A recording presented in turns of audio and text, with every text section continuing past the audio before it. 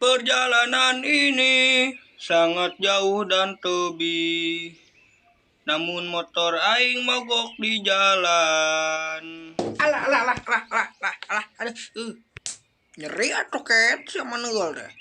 Nyeri atuh ket. Nyawa aing ge teh nyeri di kepret tempo motor aing mogok anjing bek bensin. Kumaha aing ngelanjutkeun perjalanan coba kau pikirkan. Ya kumaha tuh dah coba mesin agak jauh di dia mah. Geus ku aing dorong ayeuna mah geus lah bantuan we aing ngadorong hayu ngilu. Isi bensin apa? Nah saletereun we lah cebaneun ceban. Naon ceban Pak? Ayeuna mah bensin lain ceban deui atuh geus naek hargana ge ayeuna mah Pak.